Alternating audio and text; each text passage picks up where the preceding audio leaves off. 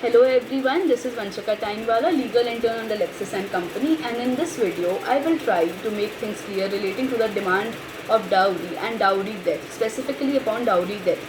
So I will be discussing about the provisions of dowry death, the causes of dowry death, and what can we do in order to reduce the dowry death.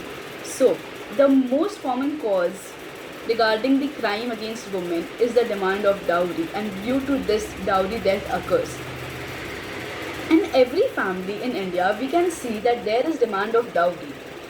Even when we say that India is slowly becoming towards free dowry zone, but still we can see in every marriage there is some sort of dowry, whether it is in the form of gift, jewelry, cash, furniture, whether it is in the form of wedding expenses, where all the expenses of the wedding are to be incurred by the bride's family, are to be borne by the bride's family.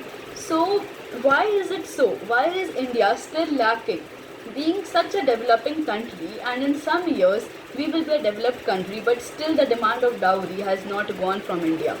So though the Dowry Prohibition Act was passed in the year 1961, very few cases were recorded and were reported in India by the victims. Why is this so? This is because the victims are not aware about their rights, that they can file cases for dowry. If their family is pressuring for dowry, they can pressure them. The women can file the case against dowry cases. So the lack of awareness and the fear and the harassment from the family members, they do not file case, and that's why today in India still there are very less cases reported for dowry death. So after the passing of Dowry Prohibition Act 1961, few cases were reported, and out of such few cases, only very few cases were there where the accused was punished, because it is very difficult to prove the dowry demand cases. That is the reason why dowry death, dowry torture, and dowry harassment has not still been eradicated from India itself. The ultimate result led to the dying of young bride to commit suicide, or they are murdered by their in-laws, or by their husbands, or by their relatives, or by the husband, or by the relative of the husbands. So the Dowry Prohibition Act says that any person who takes, or who gives, or who abets the giving or taking of dowry shall be punished with jail or with fine, or both.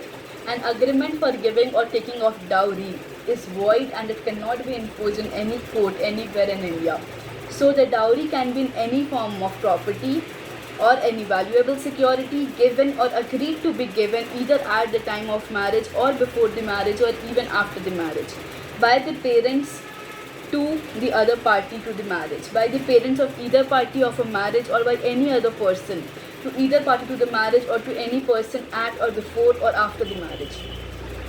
So beside there being a central dowry act, the state governments have also enacted their own dowry provisions for direct and indirect effect in order to prohibit the dowry.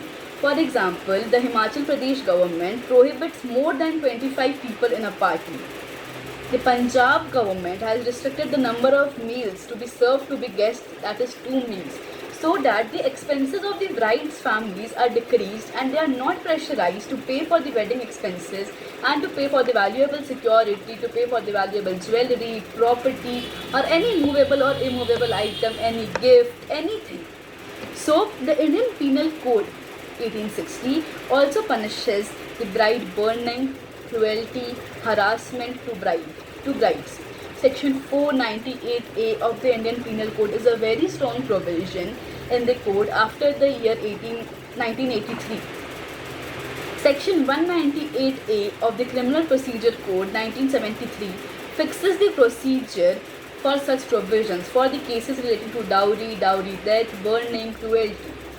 The Indian Evidence Act also provides that the accused has to take the burden of proof regarding the case.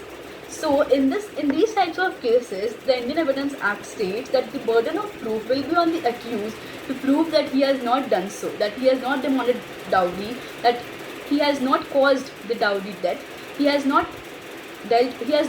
been involved in the burning of the bride, and regarding the cruelty, So all the burden of proof is upon the accused to prove, and it is not upon the plaintiff or upon the victim.